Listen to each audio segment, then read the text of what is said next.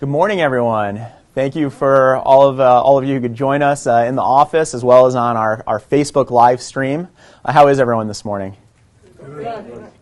Well, thank you all. I know it's a beautiful Saturday, and there are lots of things you could be doing on one of our last good days outside, but I think we have a really important discussion today.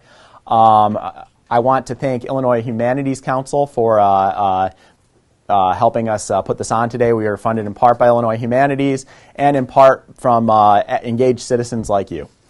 Speaking of engaged citizens, how many of you have been to a public meeting? Yeah, in this room it's a lot. How many of you have spoken at a public meeting? Again, so my job here is done. I really don't need to, right?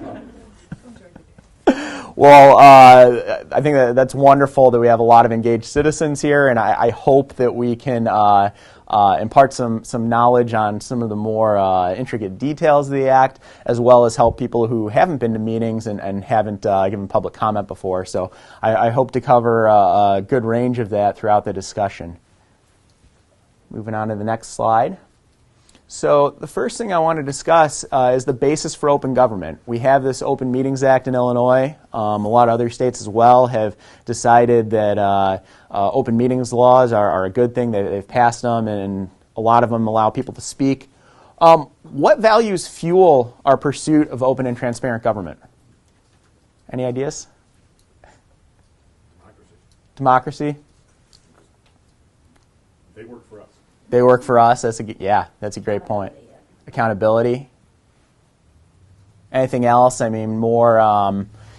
How's the founding of our country? Right. We're based on this deliberative democracy, right? The idea that we have a free exchange of ideas. This goes back to the discussion 2 weeks ago, the First Amendment. We talked about how it's first because we like the idea of free exchange of thought, free exchange of ideas, and you don't have that if you don't have the opportunity to say what you think and want to say, and somewhere to do it where your government officials, the people who actually make decisions, are going to hopefully listen and take it to heart as they make those decisions. What are some of the dangers if we don't have open government? Where do you start? That's what our society is based upon. That's what our whole system is based upon, is open government. I mean, they're accountable to us. So yeah. If we don't have that, we lose that. Right. How do you Anarchy. Yeah, I mean, and how do you know what's going on at all if you don't have open government, right? What any specifics? Can you think of any examples, Eliza? What about a 5,000-page bill with written amendments? 500 only. Yeah, I think that's a great point. It's interesting that we're here talking about deliberative democracy and open government when, regardless of how you may feel about the policies in the tax bill, they passed a 500-page bill very, very quickly with handwritten amendments and everything in the dead of the night. That's at the same time, while we might have issues with how the federal government's handling deliberative democracy, at the local level, we have a lot of power over that. We have the power to show up to these meetings. We've been given this law in Illinois where we have the ability and the right to show up at the meetings, find out what's going on, and give our input. So, I think that it's a nice comparison, nice thing to contrast to. Any other thoughts on problems with this, with not having open government? I think just adding on to what you said before, then we don't have a place to share our thoughts. Right, you don't have a place to share. Input. Exactly. You also, if you haven't, Eliza, yes. As a slightly less snarky answer, corruption. Yeah. If meetings are You beat me held to it. out of view and there's all these backroom deals, that's where corruption can thrive. That's correct, and I mean even some of the things that have been uncovered in recent years, they festered for years and years, even where there were pretty active citizens. So if you don't have that, yeah, it could go on pretty indefinitely. Do you all think that the government should have the ability not to have parts of business out in the open, that they should be able to go into sort of closed sessions, and they can under the law, but do you think they should be able to do that? Do you think there are good reasons for that? I think there are some around personnel conversations. Personnel conversations, Safety. Negotiations. Negotiations, yeah. Government land, for instance. That would trying to like kind of trying to interpret like complicated language like in a bill, and then trying to trying to make that more right, sort of the behind the sausage making of a, you know, as they call it. No one likes seeing how the sausage is made, they say with legislation. The behind the scenes stuff, the technical stuff, maybe that doesn't have to happen in you know, a public meeting that would go on for, you know, 40 hours or something. Yeah. And, you know, a lot of that stuff, maybe it doesn't have to be an open meeting, but we also have the Freedom of Information Act, which that'll be our next session coming up in January, and we'll talk about how even some of the things that might not be make sense for a public meeting might still make sense for the public to have access to. Okay. So the parts of the Open Meetings Act that we are going to cover today. Sorry for those of you on our live stream. We will add this presentation on later on, but for the folks in the room, I'm just going to run through these, what's on the screen. So notice, agenda, and minutes requirements. Some of you who have attended meetings are probably pretty familiar with those aspects of it. We'll run through what some of the requirements are and how those operate. Website requirements, same sort of overview. The next part we're going to dig into a lot more heavily. It's this from the law. It says all meetings of public bodies shall be open to the public unless accepted in subsection C and closed in accordance with section 2A. So there are two terms in there I have highlighted: meetings and public bodies. We're going to go through what's a meeting and what's a public body, because it's very important, especially as we get into things like an ad hoc committee appointed by a mayor or something along those lines. We got to understand, is that a public body? And are they having a meeting under the terms of the Open Meetings Act? We're going to go through those exceptions. They are limited and they are enumerated within the Act. So we're going to go through some of the more popular ones and how they have to use those to get into closed sessions. We're going to go through public comment provisions, which I was very excited to see a lot of you have taken advantage of. And then we're going to talk about requests for review, which is one of the main ways that you can challenge when the government body does not follow the Open Meetings Act. Sound good? Okay. Jumping right in then, notice. The notice provision. Every public body... Oh, welcome. Hi, Tamara. Every public body shall give public notice of the schedule of regular meetings at the beginning of each calendar or fiscal year and shall state the regular dates, times, and places of such meetings. Pretty straightforward. Your government is supposed to tell you when their meetings are. That's how you know. That's how I know to show up twice a month at Elmhurst City Hall right across the street for their council meetings. You also have a right to know when the committee meetings are, the different various appointed boards. Those are all subsidiary public bodies that are subject to the Act, which we'll, again, talk about a little more in detail. But they should be posting those schedules online if they maintain a website. And those meeting dates and times should also always be available if you go to your city hall, village hall, or request those times. Same with your school boards, library boards. Changes in the schedule. If they change the schedule permanently, so not just one meeting, they have to give 10 days notice before that next meeting. And it actually has to be published in a newspaper of general circulation unless it's a unit of government that is under, I think it's 500 people. I didn't look too closely because we, frankly, don't have that in DuPage County or anywhere near here. That's a really important thing, right? If they can't, pull out the rug from underneath you and suddenly not be having the meetings when you expect, unless they do give you notice and tell you that's going to happen. Additionally, they can have special meetings. They need to get something done, but it doesn't arise to the level of a true emergency. They need to give 48 hours advance notice of that. They can't have emergency situations where they have to give as much notice as they possibly can, but it's kind of hard to trigger those emergency provisions. Any questions about notice? I'm sorry I'm talking at you a little bit through this part. There will be a lot more discussion as we get into some of the what's a meeting and what's a public body. Is there any guidance on what emergencies are? You know what? I haven't run into it really, but typically it's going to be something that cannot wait. Something that they actually do have to pass. They have I don't know, a water main break or a flooding emergency that would usually require the action. Obviously the staff is going to be able to do some things, but if it's something where they really would have to vote, yeah, they might have to go into an emergency session. National security emergencies are one of the things where they can actually go into that, and there are even, I believe, some leniencies for what constitutes a quorum in true emergency situations. Agenda. So similarly, an agenda for each regular meeting shall be posted at the principal office of the public body and at the location where the meeting is to be held at least 48 hours in advance of the meeting. So it's got to be in both those spots. If it's the same spot, they only have to post it once, but it has to be posted at that spot. It has to be posted continuously. If they have a website, that will cover the continuity thing, if someone rips it down for any reason. But this 48-hour provision is really important. It gives the public 48 hours notice before anything on that agenda happens. And anything that isn't on the agenda, they cannot take a final action on during the meeting. So the public truly has a right to know before the government takes that final action. The agenda must also state the general subject matter of any resolution or ordinance that's going to be subject to final action. So general subject matter, we're talking pretty vague here. There have been some recent opinions through the Attorney General's office on that, and that part can be pretty vague.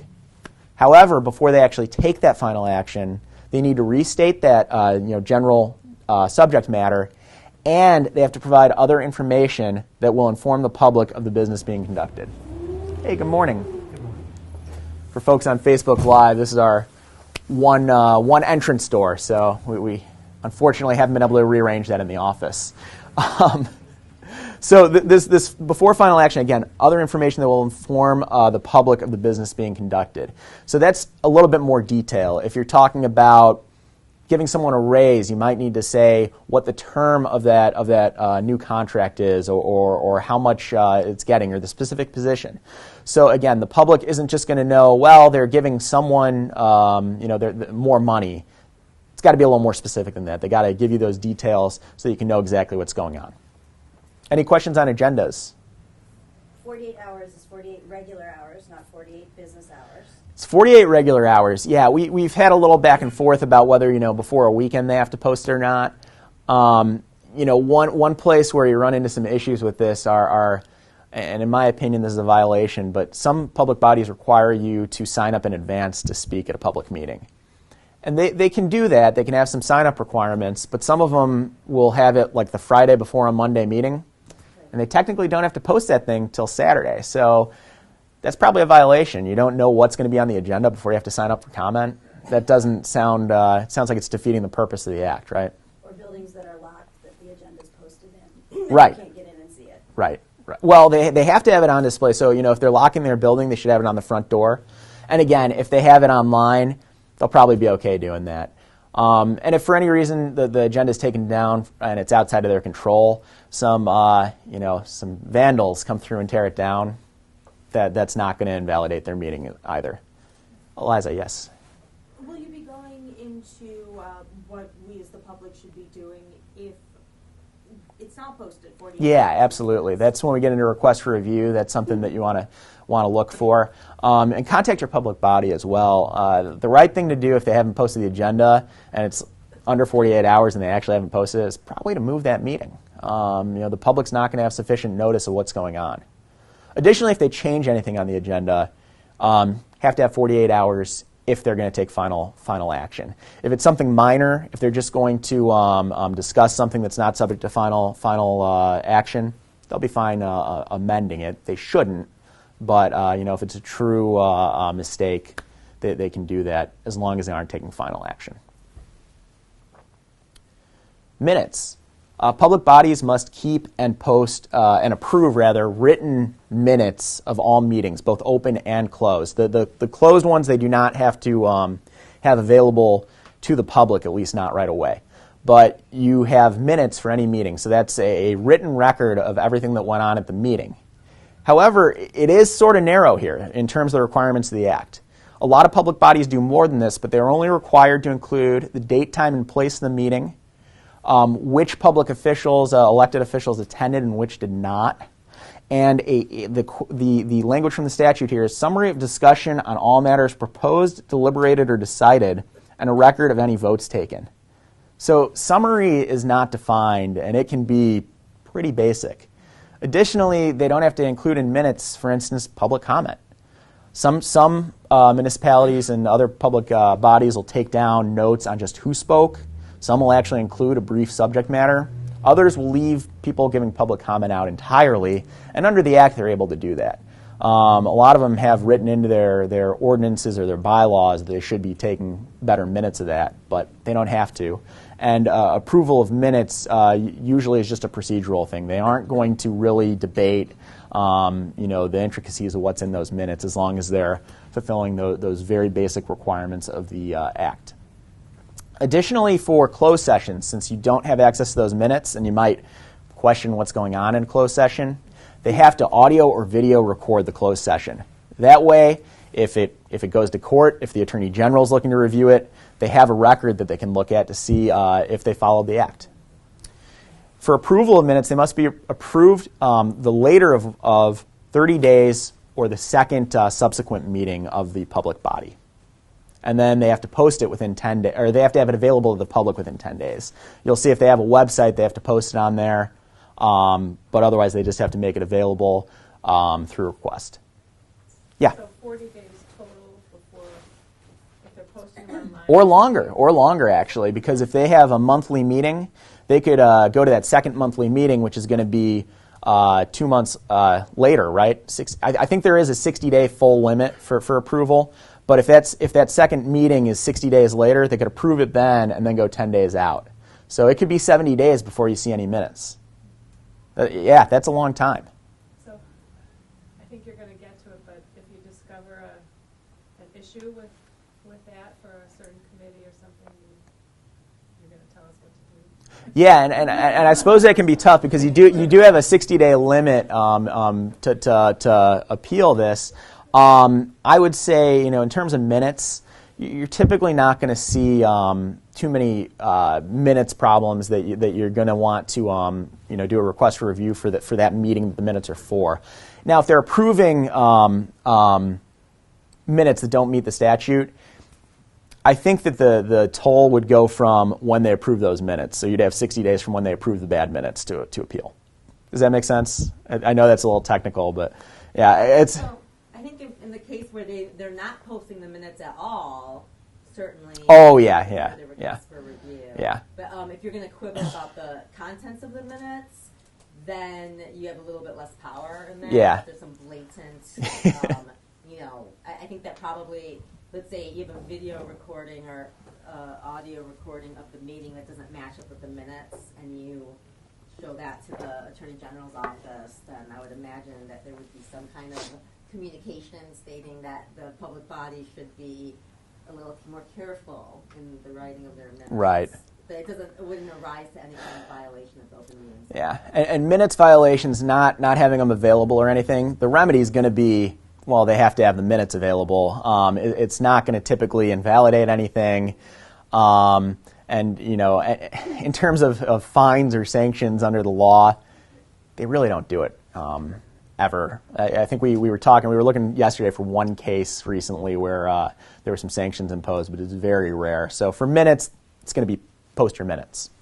Excuse me. Yeah. You mentioned that in executive meetings, they have to tape it or videotape it. Yes. Okay. How long before do they have to erase it? To get rid of it? So they have semi-annual review required of closed sessions. In terms of record retention, that's going to get into both local policies and the Record Retention Act.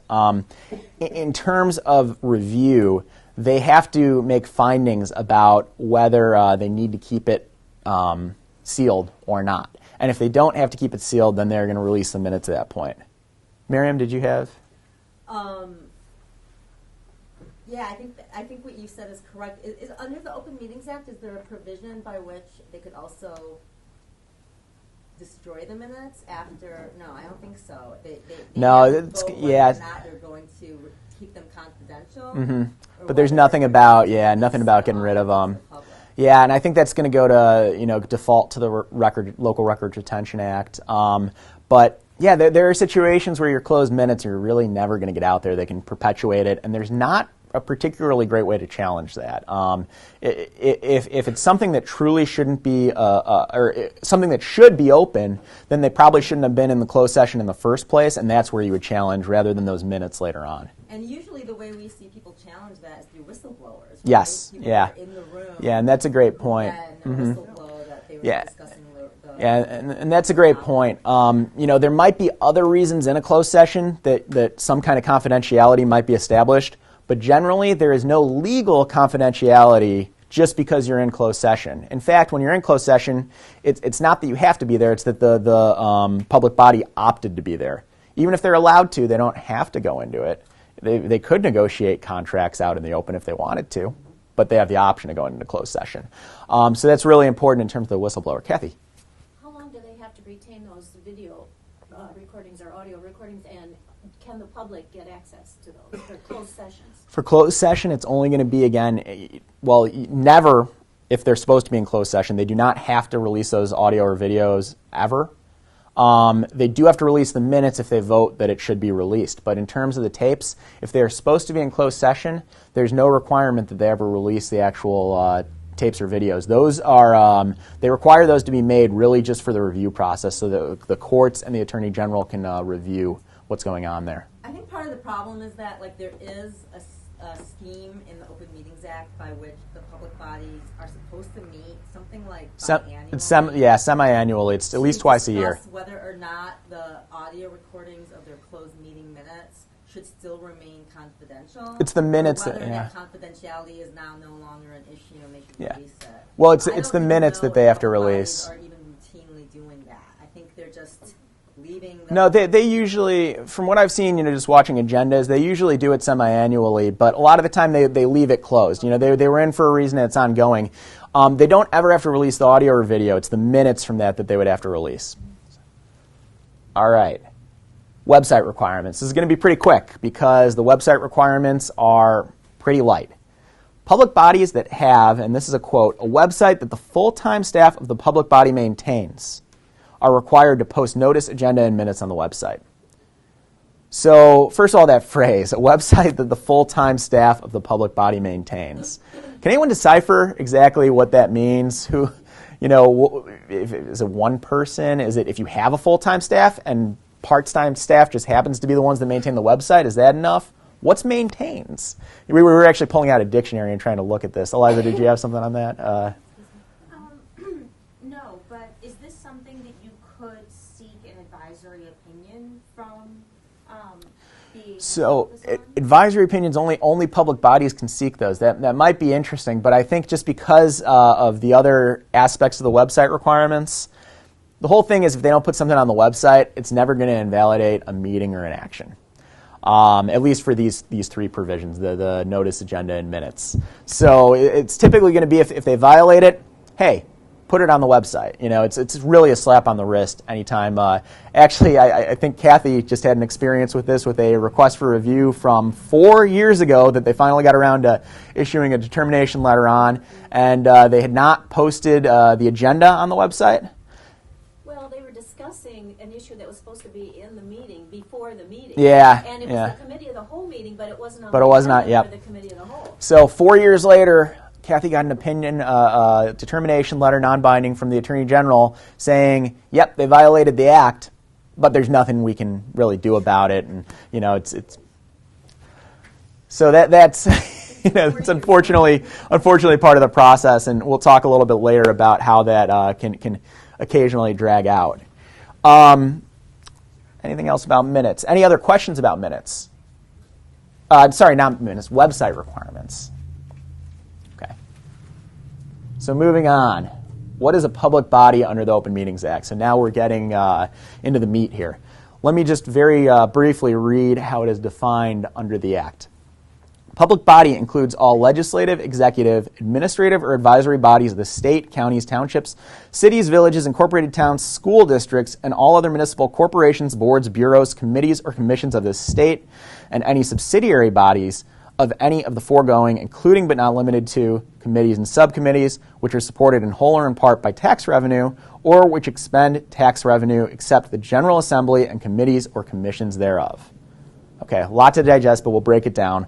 First thing I want to point out, General Assembly, not subject to the Open Meetings Act. They do have some other internal requirements about their committee hearings, when you can show up, when you can speak. It's not as absolute as the Open Meetings Act. They exempted themselves. They similarly exempted themselves from the Freedom of Information Act. Our federal Congress did the same thing, which is why we see some of those problems we discussed. The legislative bodies write the law. They get to write themselves out. They feel that their functions are impeded by that, and they do not include themselves. But pretty much every other public body of the state is included in this. Your executive bodies, so anything under the governor, any of the executive agencies, all your local bodies, and the subsidiaries, all those committees and subcommittees, the appointed boards in your municipalities, all those things are subject to the Open Meetings Act when they have a meeting, as we will again go through later in terms of definition. In terms of where you might run into trouble with this, things like an ad hoc body, things where it's not your typical body defined under the Act. Maybe your municipality decides to make an ad hoc body to discuss a single development project. Is that subject to the Act? Well, we'll get into that a little bit. Maybe a school district, this is one we had to appeal recently, has to have a parental advisory committee for certain purposes. Do they meet the definition under the Act? It's really going to get to a fact-based, intensive analysis, and we're going to go through a few cases and discuss them to try and get some idea of where that is. The first one we're going to talk about is a case called People ex rel. Cooper v. Carlson from 1975. So we're going back over 40 years here to begin. There are a number of cases here that come up time and time again as you review what is a public body, and this is one of them. So a county development board, I think it was Kane County, this county development board, or development committee, consisted of 9 board members. So county boards, usually a couple dozen people, 9 of them on this committee. Well, the committee decided to carry out their functions, that they would hire a staff. They had various divisions, I think it was 5 of them, with department or division heads, division directors at the head of those. Those directors, the hired staff, arranged to have weekly technical staff meetings. So a lot of offices have that weekly staff meeting. It was the staff holding that meeting. The staff took handwritten notes, but the meetings were private, they weren't open to the public, and they didn't have notice or an agenda. What do you think? Is that subject to the Open Meetings Act? No? Can you put the definition back up? Yeah, let me go back a slide and we'll get the definition there. So, Were they spending tax money? Or did they have the yeah, they're hired. Well, Did the directors in the departments have the ability to determine where tax money was going? only through like authorization, I would say. You know, it's going to be ultimately the county board itself is responsible for that. And you know, to give a partial answer, you know, this is staff under this development committee, right? The development committee itself, 9 members of that elected body, that's a subsidiary committee, subsidiary body, it's a committee. That's going to be a public body for sure. But this staff, looking back at the definition, so is it a subsidiary body? Yes, Eliza. The staff salaries, the money for said salaries, where does it come from? It comes from taxpayer money. Yeah, I mean, that's taxpayer dollars. So, But- I mean, it's supported in whole or in part by tax revenue. It is supported whole. Yes, good fact. Anything that they might not fulfill it on. Well, I'm just thinking that it's an administrative function as well, which seems to, I mean, I'm betting that they did not have to reveal this. But it seems to me that, that they should have had to reveal it. It seems like if it's a meeting of staff, it would be like the city manager and the assistant city manager meeting. Yeah, and you know, we kind of know intuitively that's not, right? Well, that's basically what they got to. I think that under the written letter, maybe it was a little sloppy, and that sounds like it could have been included. But no, they did not include that. They said that was not subject to the Open Meetings Act. I thought, so wait, the county board development committees consisted of elected officials. Yeah, but this is the staff underneath. This is the directors of the divisions.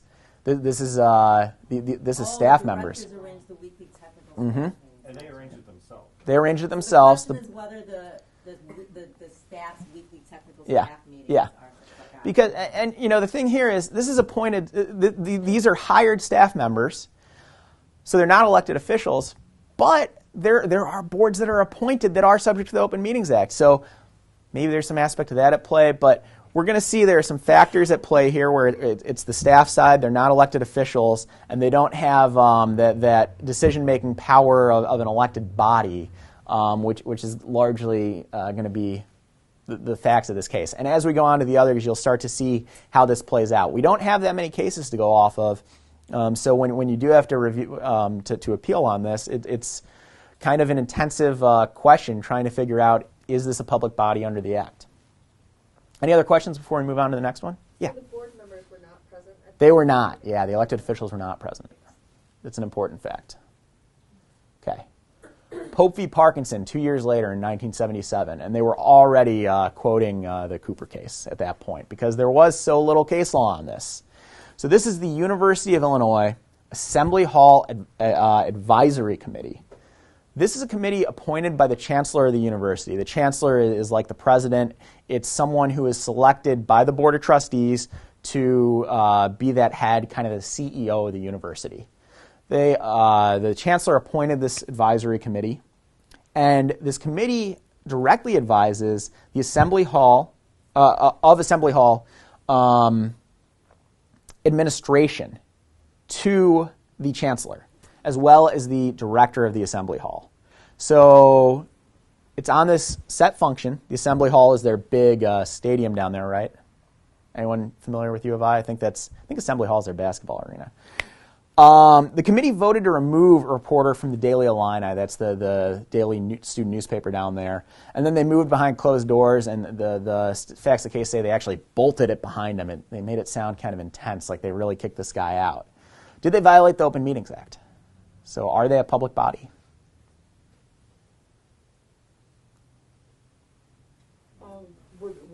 Would they be private because they were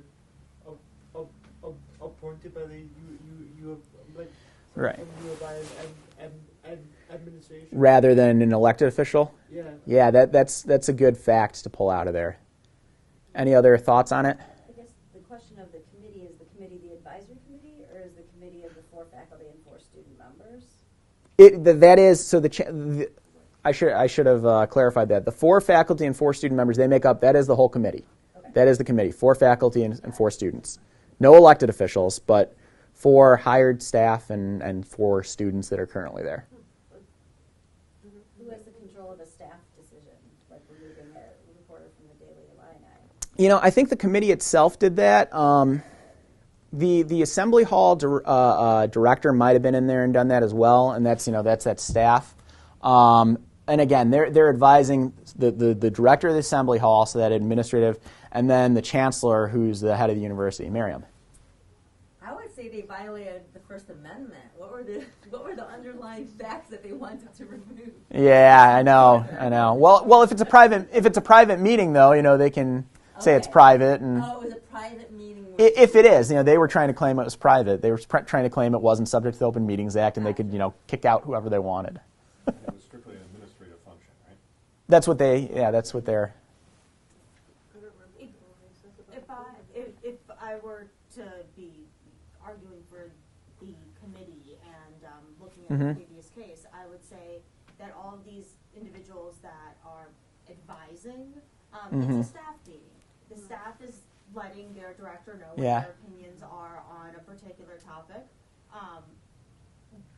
Well, and who are they advising, right? I think you're getting at that. Yeah. So director of Assembly Hall and occasionally reports Chancellor. to the chancellor, but this committee in and of itself couldn't make, correct me if I'm wrong, they couldn't make any Policy decisions, they couldn't make Yeah. any monetary decisions. That's correct. I'd say the other thing and you guys are right. This was not subject to the Open Meetings Act. I would say the other thing to key in on is that they were a pretty set thing here. It's the Assembly Hall administration. It's not, the functions of the school, what they're set up to do. It's really just this administrative, what's happening with this one building, what's going on there. They're not making decisions on curriculum or what's available to the students. It's a pretty narrow focus. It's this administration of what's really like a public arena that can be, rented out for concerts and things like that. So basically, the entity itself was not subject to the Open Meetings Act, and the whole idea of going into closed session, I mean, they didn't even need to do Yeah, no, they didn't vote to go in the I mean, they voted to kick him out, but they didn't vote to go into closed session specifically. They were just like, yeah, we're kicking you out of our private meeting, I guess. I don't know. I wish they would have been videotaped or something. Yeah. I mean, I think the easiest thing to think of is, Miriam, like if you have your staff meeting here, and somebody from the street decides to come in, you can say, excuse me, sir, we're having our staff meeting, please leave. See, we don't, and that's why we have like 4-hour staff meetings. Yeah. I'm just trying to make analogies to the stuff that I know, but Yeah. like I've got the zoning commission here. Those are all appointed. Well, so is the zoning commission, though, who are they advising? Is that what the issue is, who they're advising? Well, it's part of it, and they're formulating public policy as well, right? Because in a lot of what the zoning law is and how it's applied, I'd say that's policy. You do, it's an administrative function, so it's slightly different in terms of what's required, but or an administrative hearing function, I should say. But they're advising after the zoning board or the commission here, it goes up to the committee level, so that's your elected officials, and they're really they're making a recommendation to them. Isn't that what these guys are doing? No? Well, it's not an elected official that they're advising. They're advising the chancellor and the assembly hall director. So The chancellor's an administrative person. the chancellor, it's like similar to the village manager or something like that. And on the other hand, cutting back a little bit, he does advise the board of trustees, right? So, and we'll see where that fact comes in a little bit later too. So let's see here. Going to the next one. 20 years later now, there really was not much change in that time. Regents of the Regency University System v. Reynard. So this one, bear with me for a second. The facts are a little bit convoluted on the structure. It's the Athletic Council of Illinois State University, the Athletic Council. It's an external standing committee to the Academic Senate. The Academic Senate has set up this standing committee. The Academic Senate is the primary body determining educational policy and reports to the school president, so similar to the chancellor, who in turn reports to the board of trustees. So that's what I was getting at with the chancellor does report to the board of trustees. The Senate established the council with specific advisory responsibilities to the president, again, on the educational policy.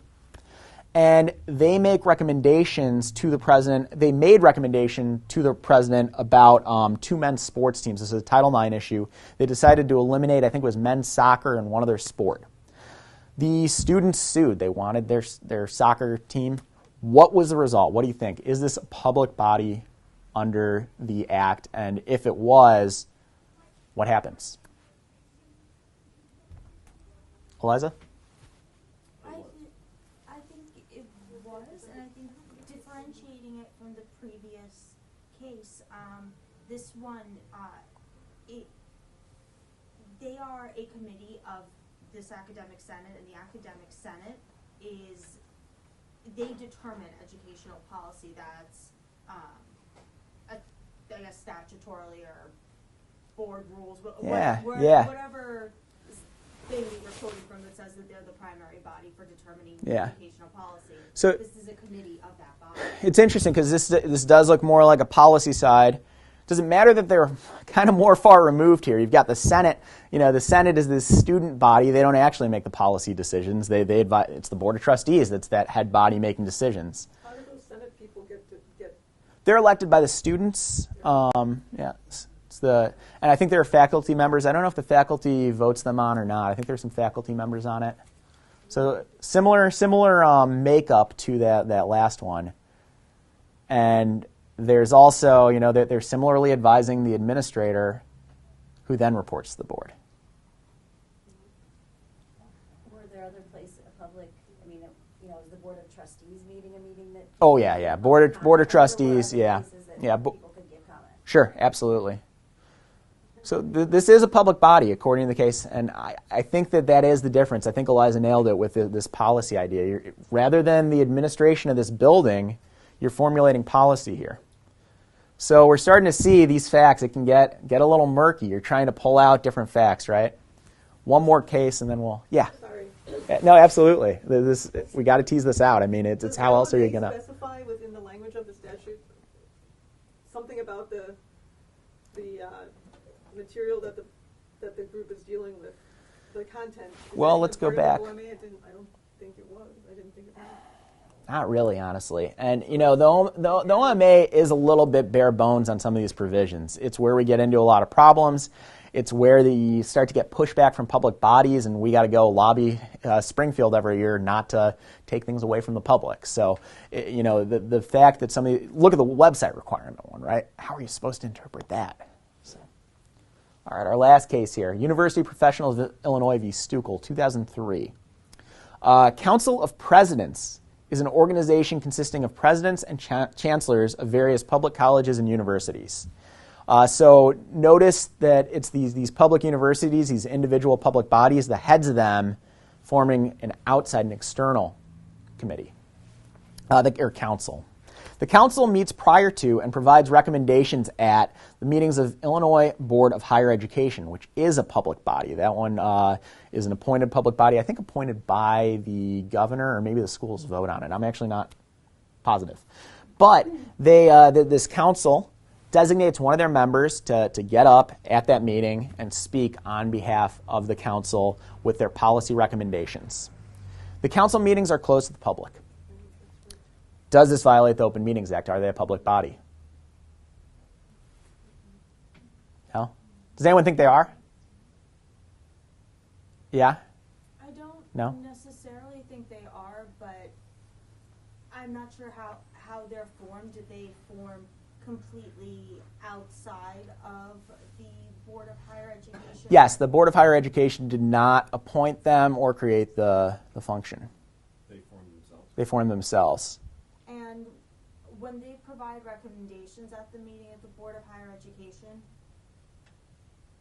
I assume it's somewhat different than if I were to go to one of those. I think so. I think they probably set a time for them to have some input. But remember, I guess, cutting against that, because I get where you're going with that, they asked the village manager to give recommendations over here, and that doesn't make the village it is sort of these administrators, the administrative staff are still advising, so.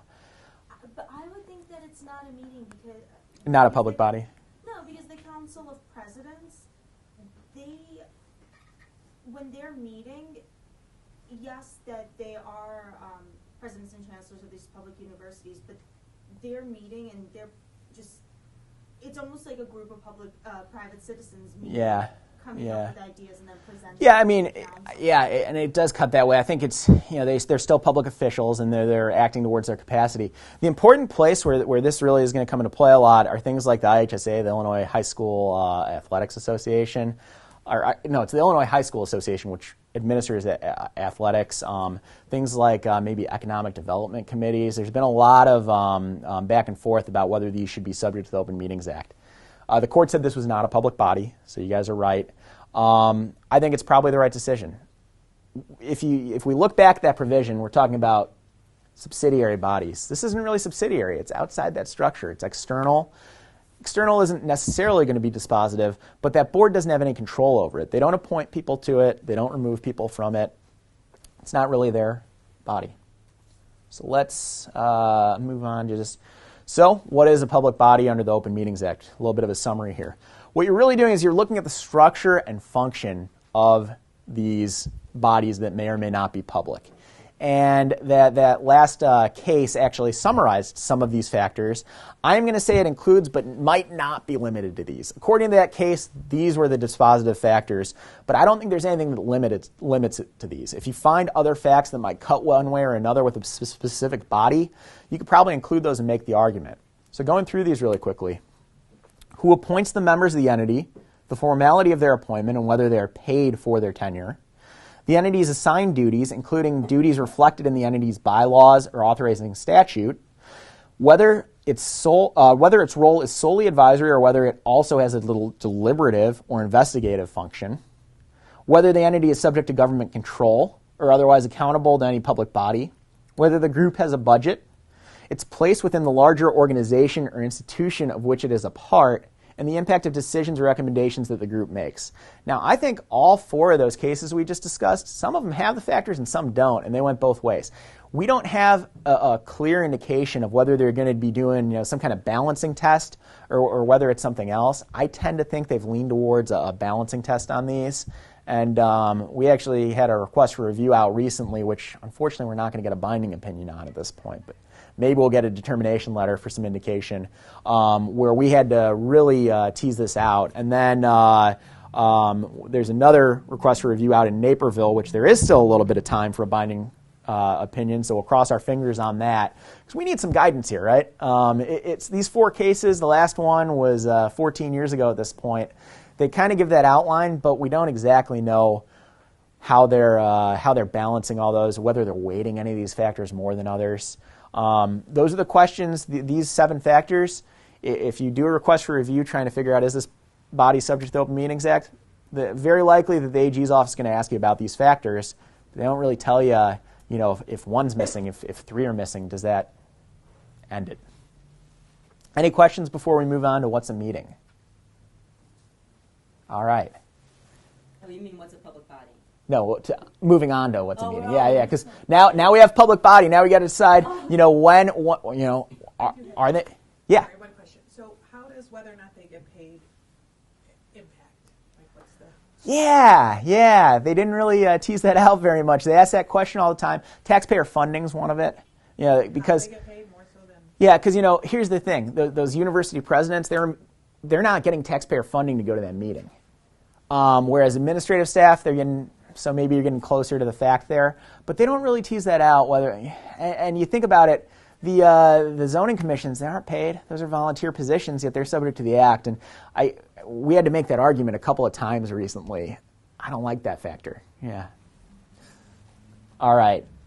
So what is a meeting under the OMA? And I'm going to read at you for one more second. Meeting means any gathering, whether in person or by video or audio conference, telephone call, electronic means, such as, without limitation, electronic mail, electronic chat or instant messaging, or other means of contemporaneous interactive communication of a majority of a quorum of the members of a public body held for the purpose of discussing public business, or, for a 5-member public body, a quorum of the members of a public body held for the purpose of discussing public business. So a quorum is that they can set different requirements. Typically it's a majority, so you need a majority of a majority to trigger this.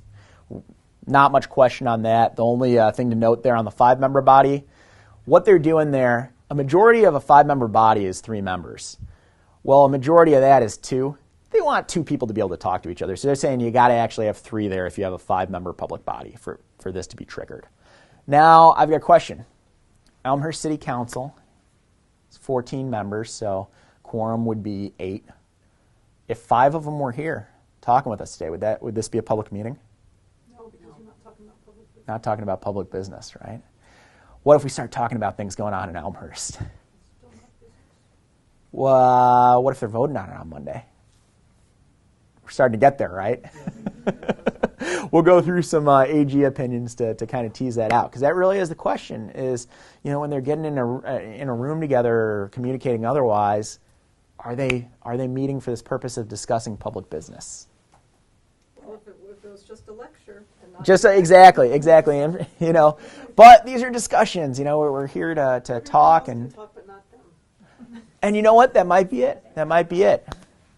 So the first thing we're going to talk about is this Illinois Attorney General opinion, 95-004. It's 95 because it's from 1995. The state legislator, invited various elected officials to discuss continued local control of our schools, supposedly. They were also talking about this consolidation effort. There is a new law allowing counties to consolidate.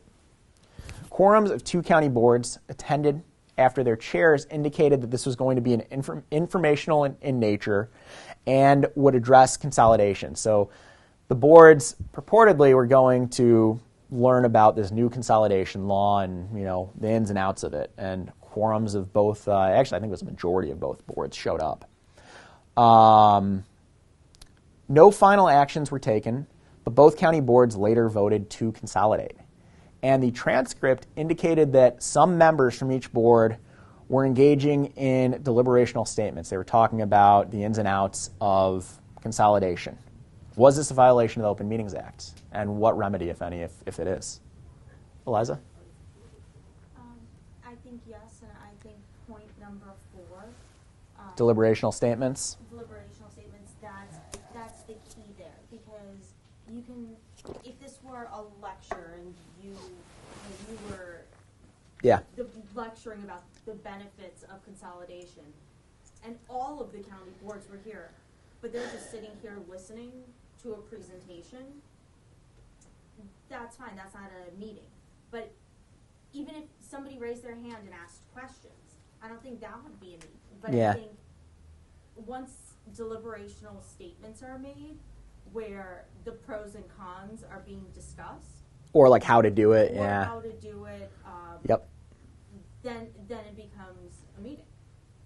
Any other opinions on this? Thoughts? Things jump out? Agree with that, yeah. And what do you think the remedy should be, since we've decided that this is a violation? Invalidated?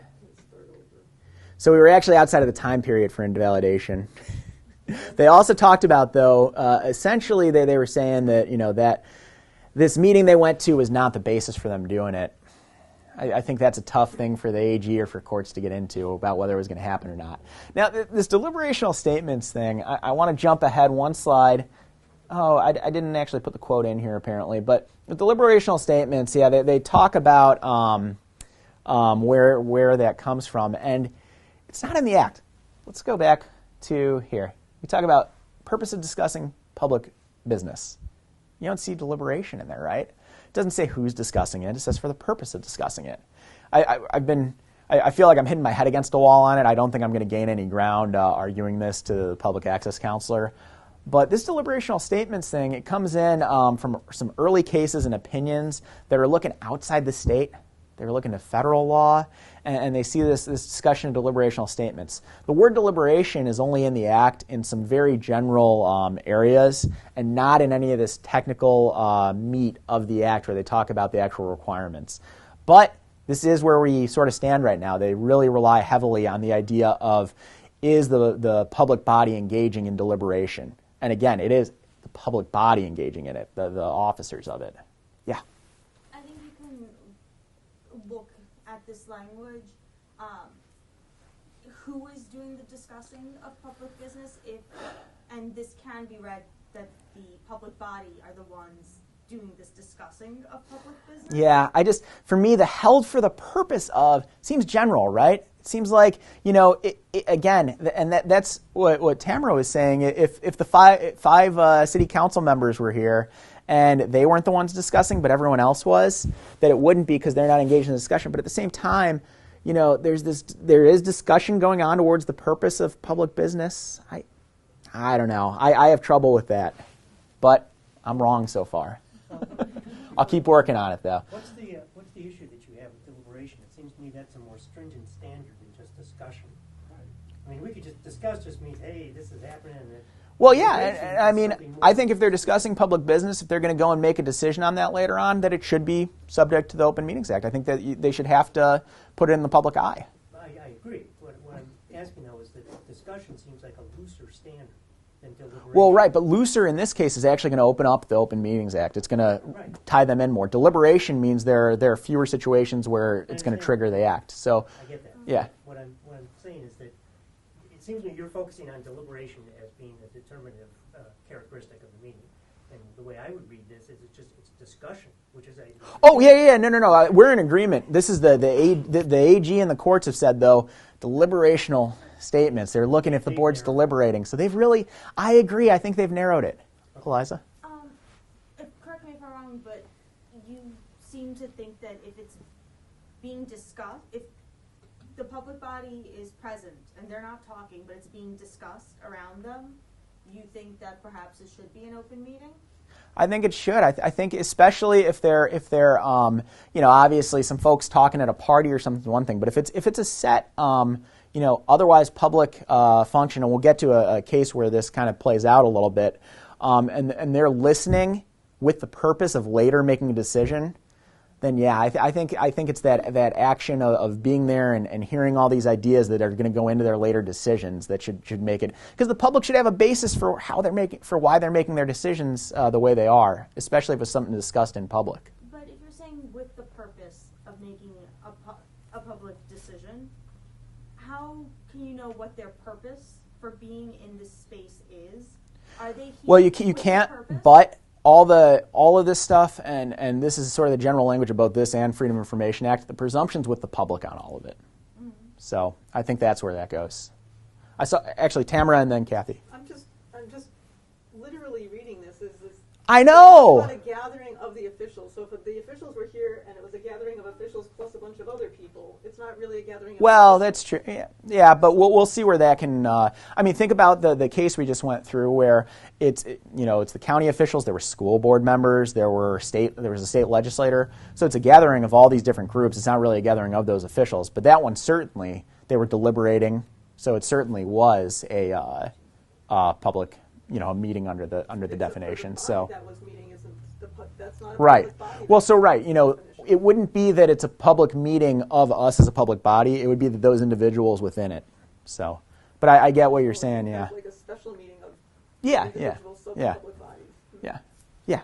A few years ago, the gaming board was going to have a Christmas party at a restaurant, a dinner party, and so I let them know I planned to attend, and they canceled it. Now, what's that tell you? What was going to happen at that Christmas party, huh? God. Do you know that they canceled it because of your... Unbelievable. It was just a coincidence. Wow. Yeah. So, Ben, how is this applied? So take the case of school board. Sure. 7 members of the school board. Yeah. 4 are up at a given time. They may be a slate. They may be a ticket. Yeah. In an election.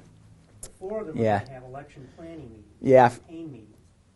Clearly issues of school board. Yeah. It's a tough call on those.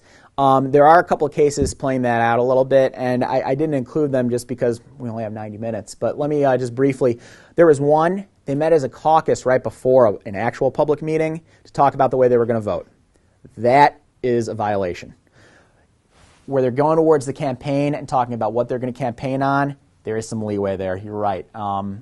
It's not an easy call. They're really going to look at what they're sort of are they trying to do this for to get a vote going right away to vote on something in the actual public body, or are they doing it towards their campaign? It's not at all a black and white issue. A lot of gray area. Just because I Yeah, see, but yeah, they are allowed to. Campaign on a policy. You say Yep. if we're elected, Yep. we're going to do such and such. Yep. No, that's Discuss that, then yeah, you get elected, yeah, and you do it. yeah. They talk about how the campaign rally just being the central part of our politics, that they're able to do that. Again, this is somewhere where General Assembly probably should have written in something about that. It's a little bit sloppy, a little ambiguous. Moving on to this next case. Nabani v. Kolianese. I probably pronounced both those wrong. Majority of a quorum of school board members present at the party. The record included affidavits that no school business was discussed or acted on. Was this meeting under a meeting under the Open Meetings Act? No. Yeah, that one's pretty straightforward. The affidavits, pretty clear that they, unless they were all lying, it was like 7 affidavits saying they weren't discussing public business. So that's that party situation. So they could have met at the Christmas party. That's why if they cancel it, what were they going to do, right? Well, they were probably just afraid of being there that I would catch somebody discussing something. So, yeah, and I mean, they're if someone slips and says something, it's not going to be like a major, what's going to happen? It's going to be more that they would have to, before they make any decision, if they're discussing it at the meeting, that's going to, kind of cover for them, right? They discussed it anyway. All right.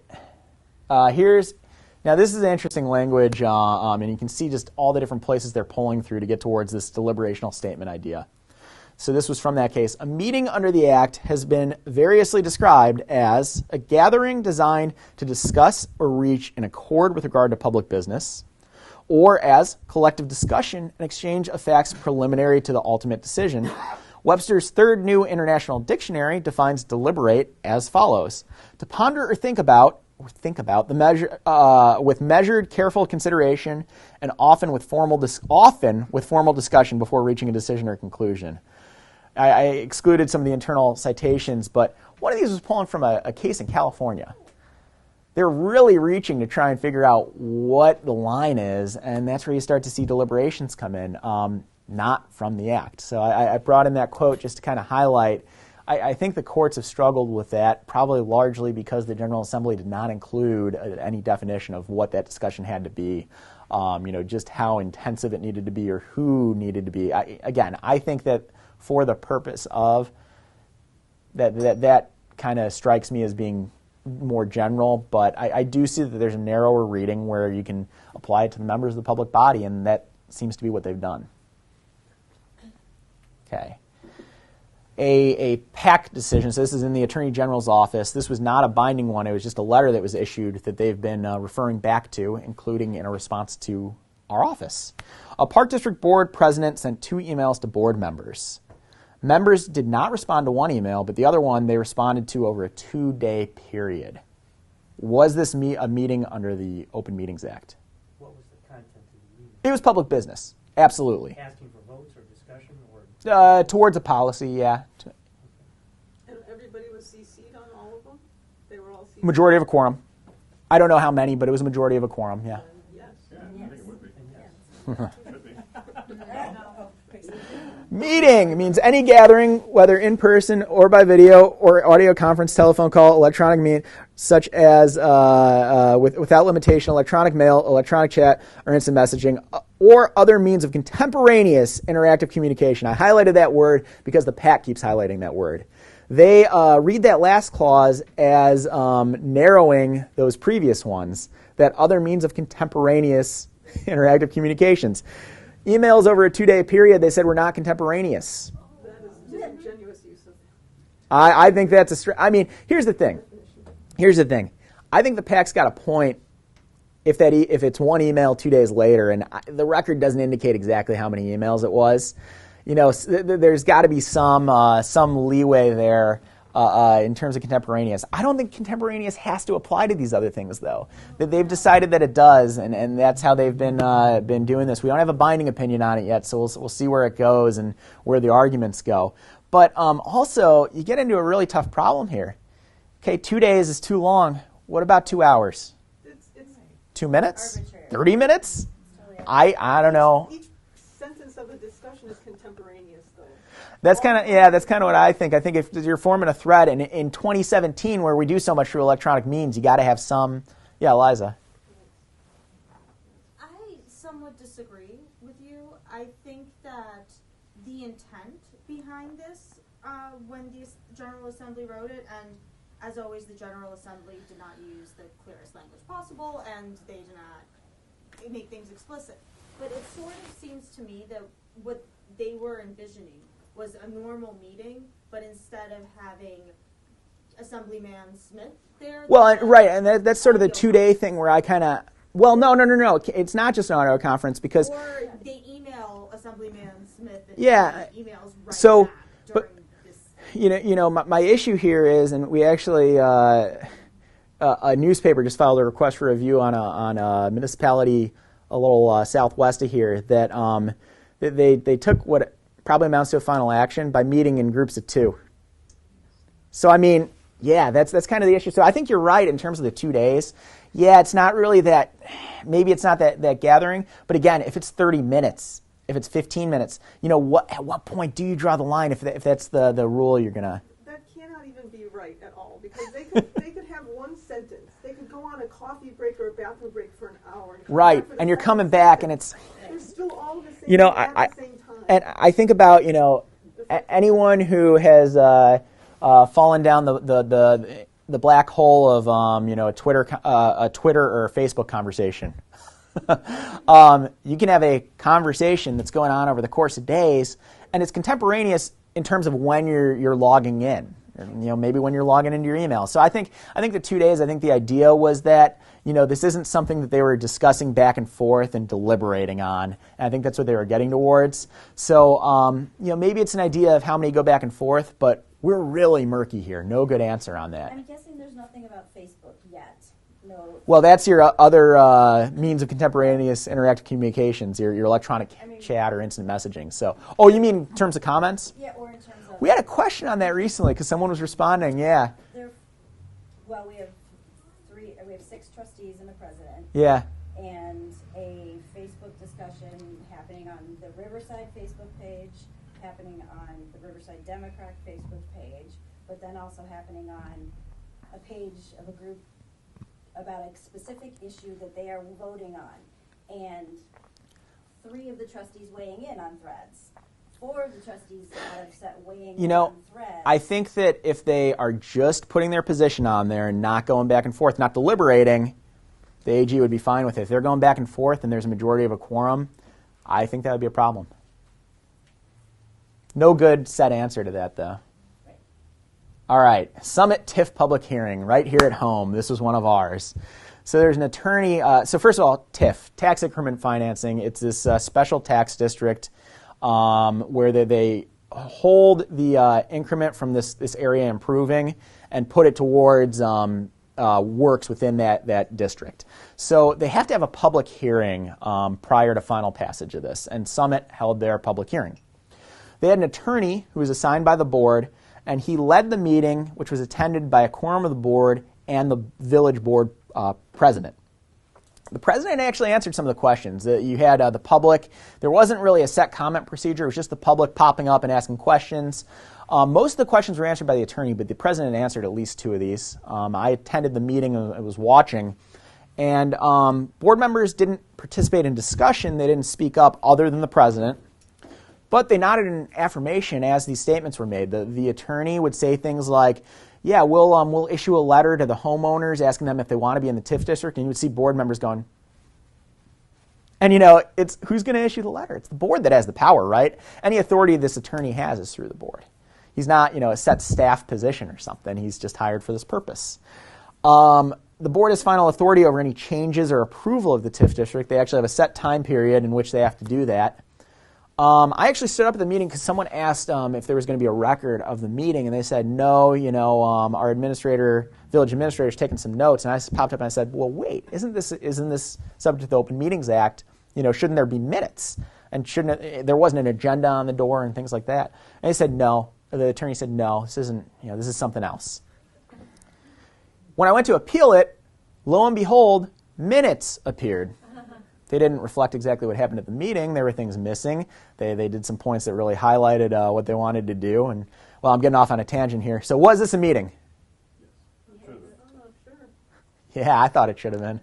I think we wrote a really good argument, don't you, Miriam? But what body was meeting? Village board. Who was it?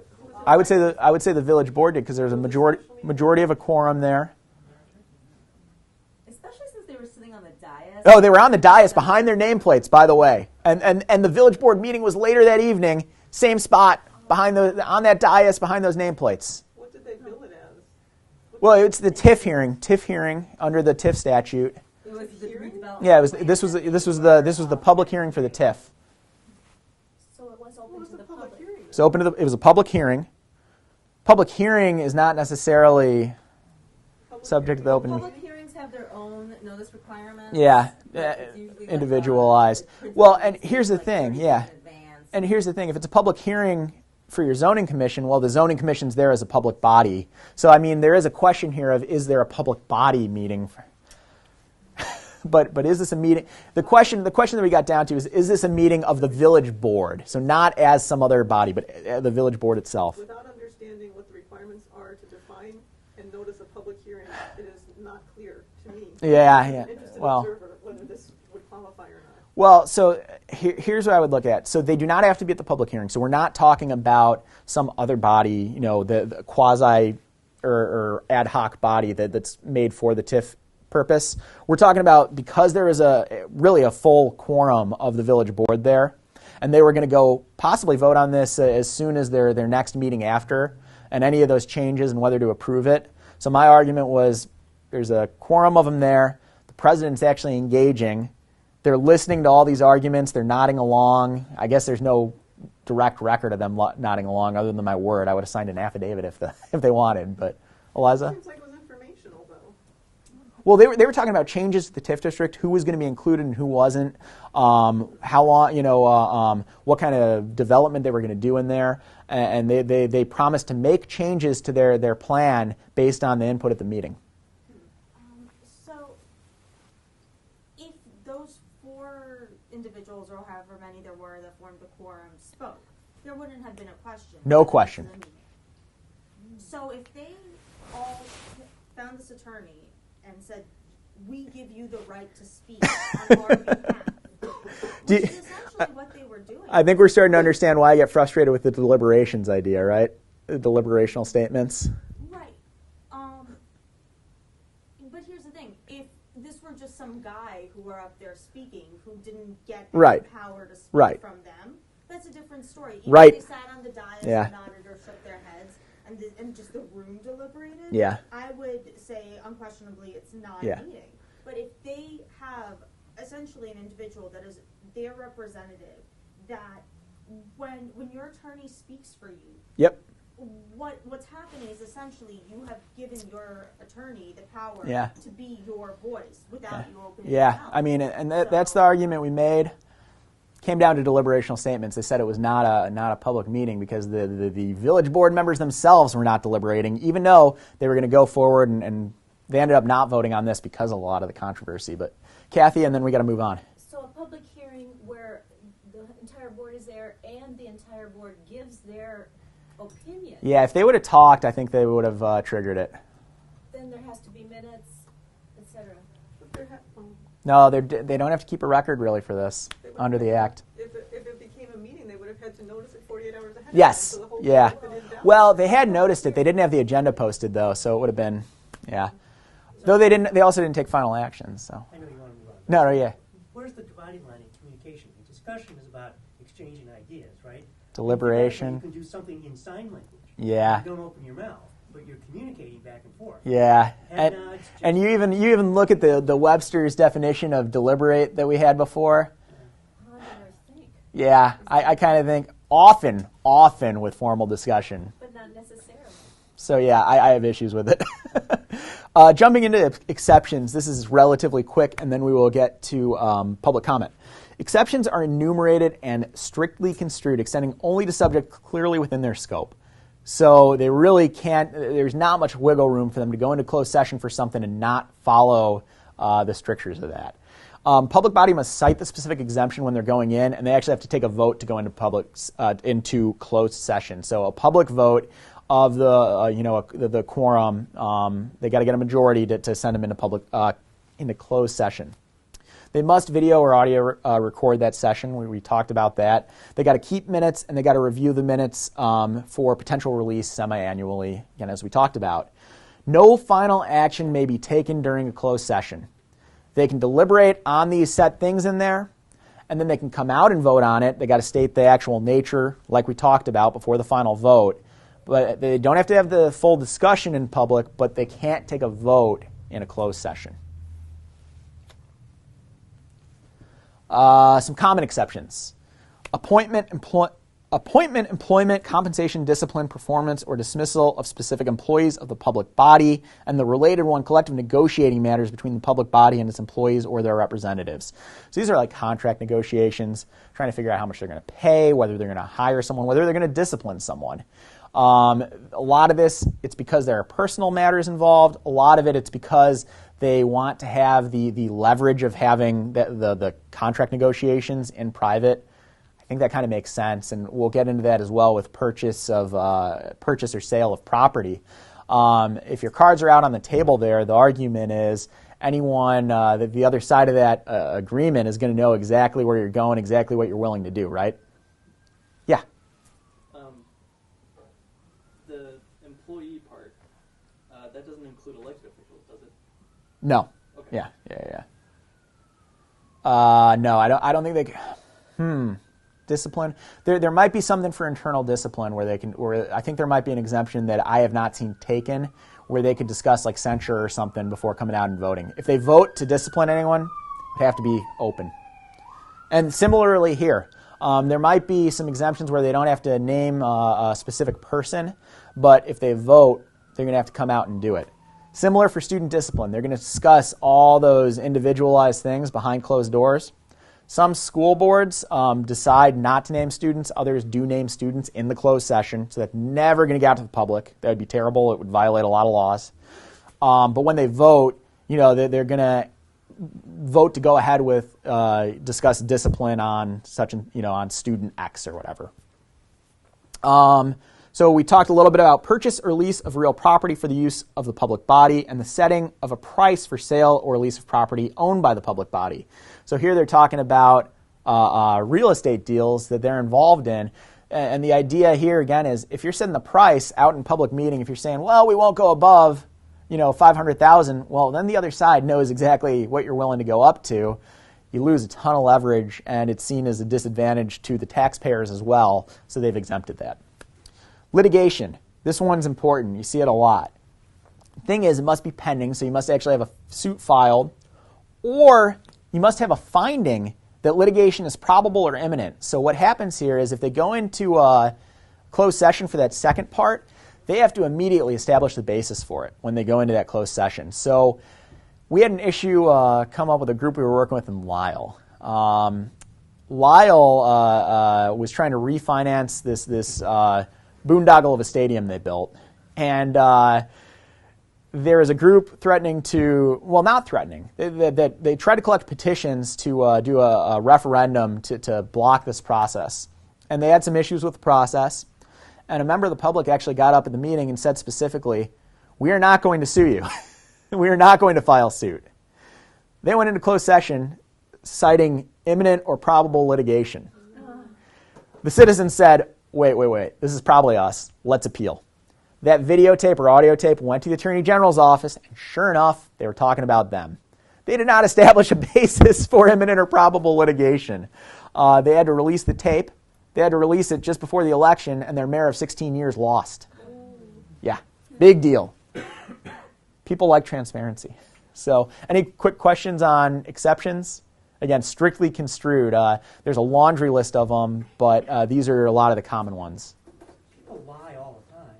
If I were on a board and somebody came up and said, we're not going to sue you, I would not necessarily believe that. I think also just with the idea that they weren't being represented by counsel there, it's a little, you got to have some fairly solid facts for that imminent or probable litigation. In Elmhurst, there's been an issue with a nursing home expansion, and they have attorneys speaking for them, and they said, this is likely a violation of federal law. If you do this, it's going to violate federal law. They started CCing a guy who does a bunch of housing discrimination appeals.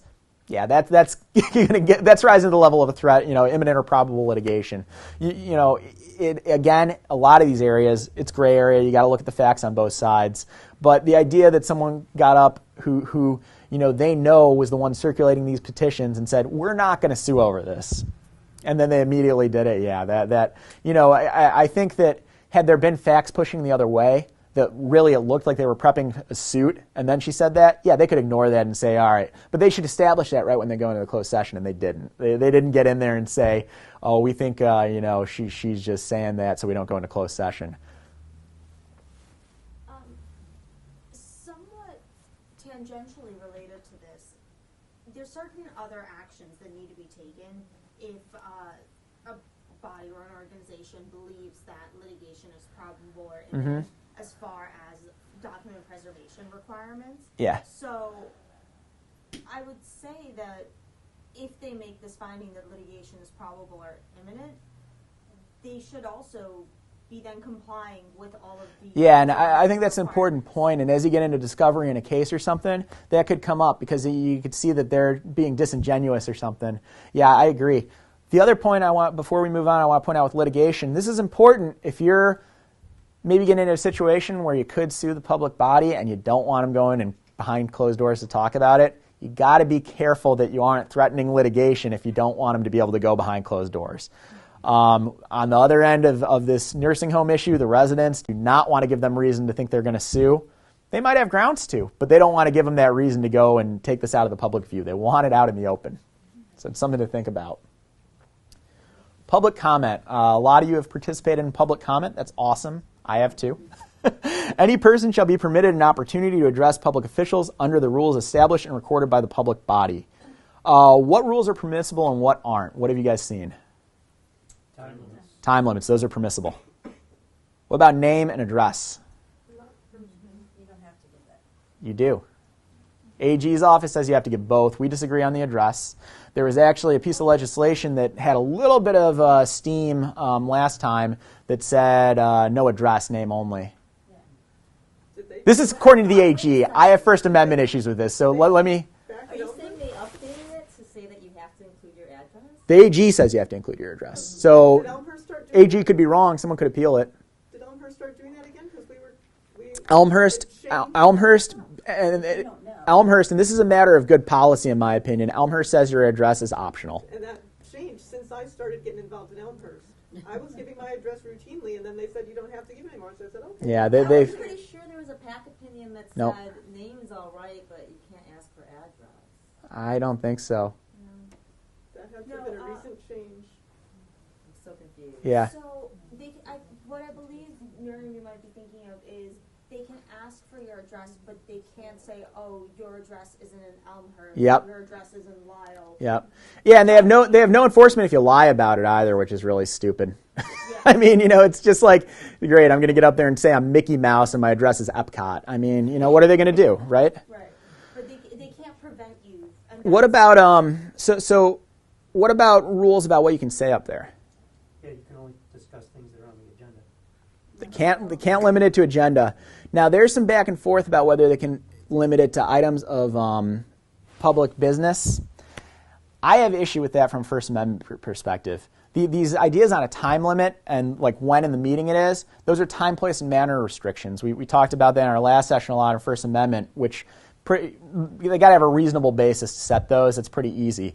When you get into content, you start having issues. And I think, I see the arguments for to limit it to public business, and they'll argue that they only have a limited forum open and not but it gets tricky, and you then have a village president up there making those decisions on what's public business and what's not. In my opinion, the big restriction that they could do in terms of content would be if you get up there and try to sell something. There are a lot of restrictions they can do for commercial content. So that's tough. And the First Amendment considerations, I don't want to go into those too heavily just because we could talk for 3 more hours, and I see we have a few slides left and we're already about out of time. I'm going to save these 2 videos of public comment for the end in case anyone needs to leave, and real quickly talk through requests for review. So Illinois provides an enforcement process that avoids the cost and complicated procedures of the courts. So it's meant so that anyone can appeal without going to court. Just an average citizen, you don't need a lawyer. The Public Access Counselor is an office within the Attorney General's office that handles requests for review. One thing, this process can take a long time. 4 years in some cases to get a letter of determination, as Kathy just found out.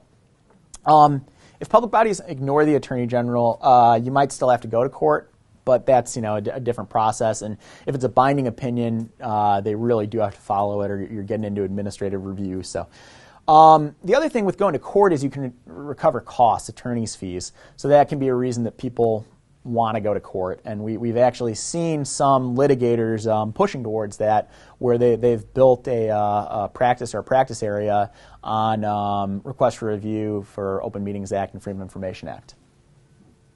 The process. So request for review must be in writing, must be signed by the requester, you can't do these anonymously, and must include a summary of the facts supporting the allegation.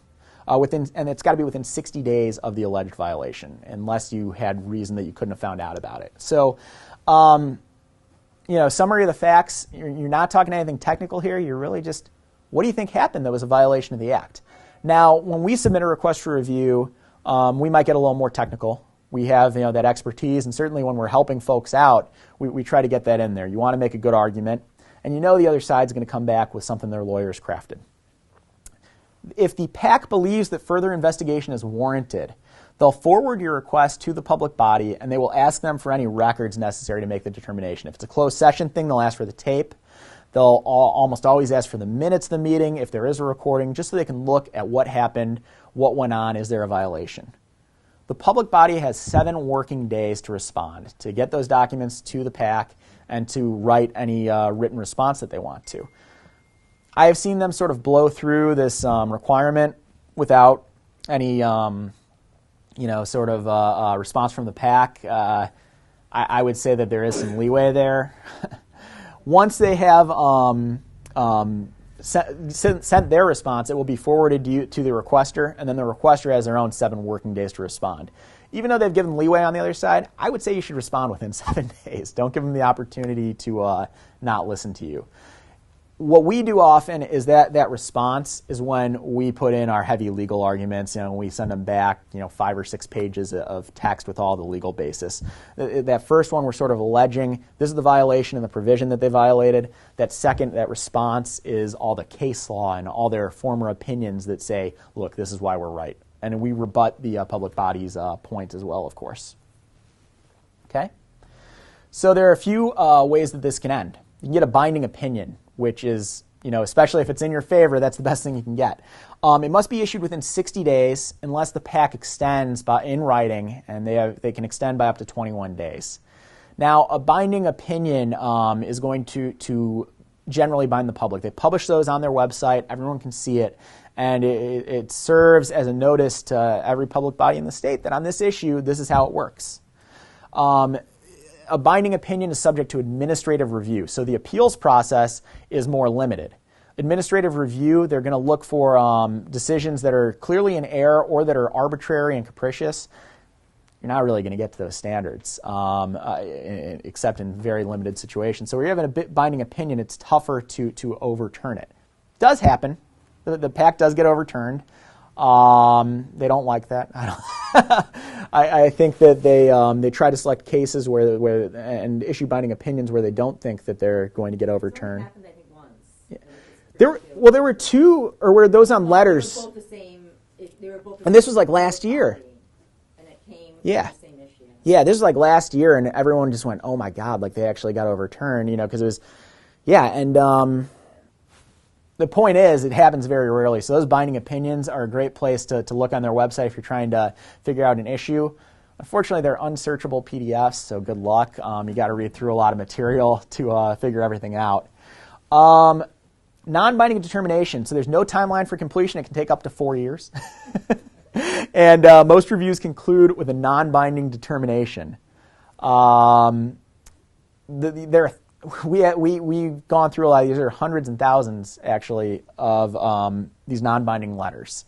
And the point is that the parties are getting that guidance, and if you end up, if the public body doesn't listen to the PAC in that case, if you go to court and say, I've got this opinion from the PAC, that's very persuasive, and the court's going to take that into consideration. So the public body usually complies under that, but it could be a situation where you got to go to court to get it enforced. That is it on request for review. Any quick questions on that?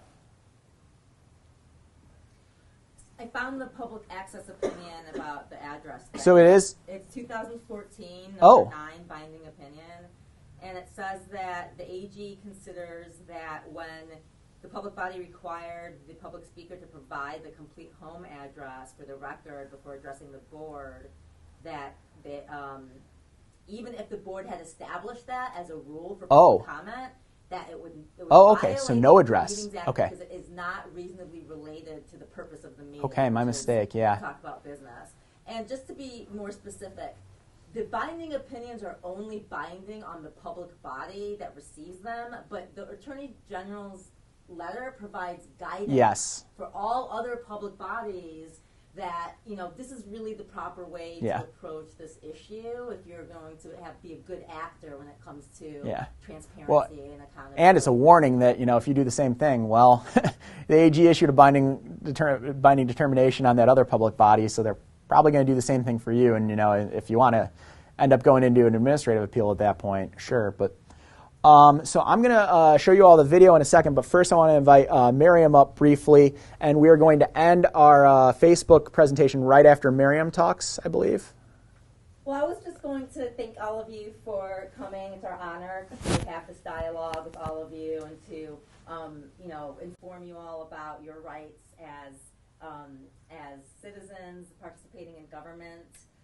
Susan, our development director, couldn't be here today, and she asked me to ask you guys, to consider that all the work that CAC does, including these kinds of forums, are free and they're of no charge to the public. And while we do get funding from foundations, we also greatly rely on the funding that we receive from individual donors. And so it's my privilege to ask you all to make an investment in CAC's work.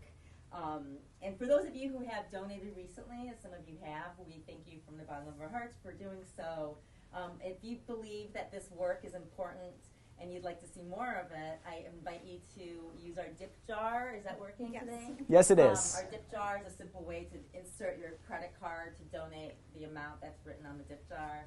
Or visit our website, please. And I just want to thank you for supporting CAC, for coming out today on a Saturday morning to learn about how to be civically engaged. And thank you again to Illinois Humanities. And the folks in the room can see our upcoming events on the screen.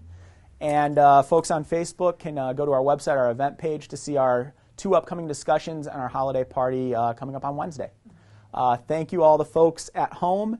And I invite everyone else to stick around for those 2 public comment videos. It's probably about 2 minutes each, and I think it's kind of interesting. We didn't miss much. So she's just giving a public comment here, and you're going to see, listen for a trustee to just jump in and try to cut her off. When you were on this side, you advocated for the very same thing I'm advocating for today. Yeah. And I don't see you going to bat for those people. And it's sad and unfortunate. It's widely known. Lang readily admits in the newspaper that he's running a business. His home is R1. It's R1. It is relative to business. When you're using our tax dollars, that's a transaction. Legal fees is a transaction. Well, our tax dollars are making a transaction to Kleinthorpe Jenkins to put these people out of business. Whenever there's money exchange of tax dollars, that is village business.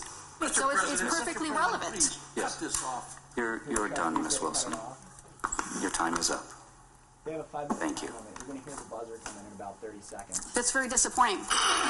Yes.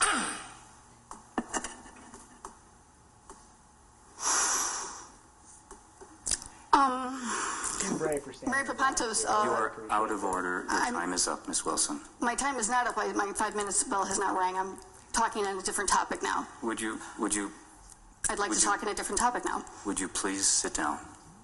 Mary Papantos, at a couple of meetings ago, you said that Ms. Mr. Wilson, Malanophy's business was a family business. You can't be escorted it was very deceptive. He's trying to kick her out. His own website says that it's a two-staff. Officer, would you please escort Ms. two-staff Wilson business with the Mr. Malanophy and his father, who is deceased. So it's not a family business. You deceive the public. Now they could. You deceive the public by saying they had an association with a family business. There's the officer. Oh, yeah, maybe just to her chair. So, okay. So, we obviously didn't like that. So let me pull up. So that's someone trying to exercise their right under the Act for public comment.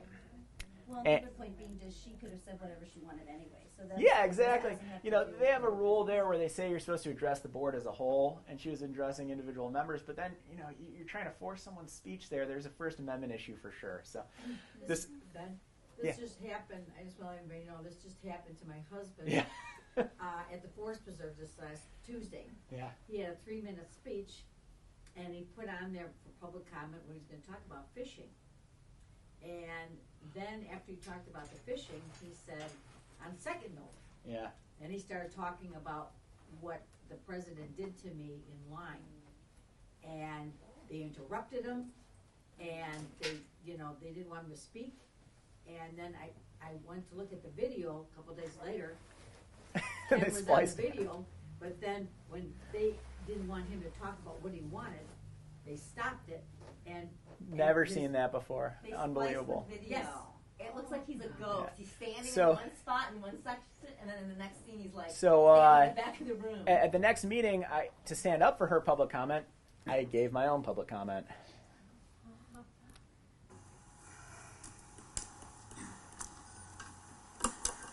Happy Constitution Week.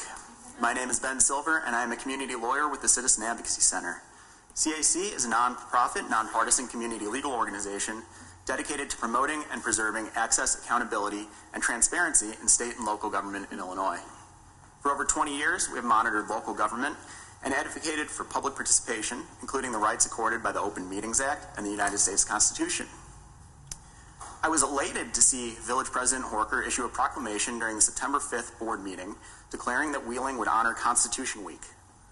The proclamation asked citizens to reflect on the privilege of being an American with all the rights and responsibilities that privilege entails.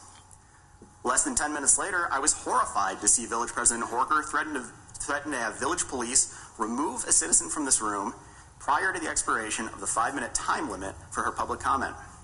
Mr. Horker repeatedly interrupted the citizen so that she was barely able to speak for the 4 minutes before he prematurely removed her. His action in removing her is not compatible with the First Amendment of the Constitution. Her speech didn't include any content that lacked constitutional protection.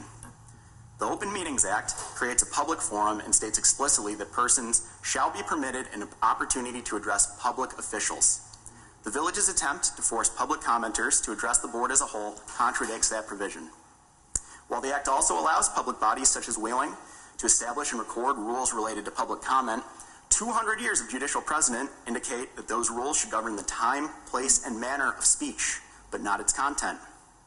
Any attempt to limit participants' speech during public comment by restricting the content of commenters' speech runs afoul of the First Amendment, including directing the speaker to use certain words to convey her message to her public officials during public comment. There is no permissible restriction in naming elected officials during public comment. The village has a right to run its meetings efficiently and may implement content-neutral rules to do so. However, it cannot attempt to enforce content-based rules because it is annoyed or embarrassed by someone's comments. It especially should seek to avoid such a display while declaring a commitment to the Constitution, as those are incompatible positions.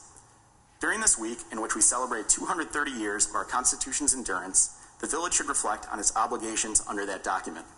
It should honor those obligations, not just this week, but every week and 365 days per year. It's the law, and it's the right thing to do. So moral of the story, don't cut people's public comment off because we're going to show them. No, but really, that's one of the many things we do is we try to enforce those public comment policies because that is just such a, it is the basis for our deliberative democracy to be able to go and speak and to have them try to cut someone off. Yeah, that's not right. So. Get out of the kitchen. So thank you all again. I'll be around for a few minutes if you have any questions, and always happy to talk anytime we're here.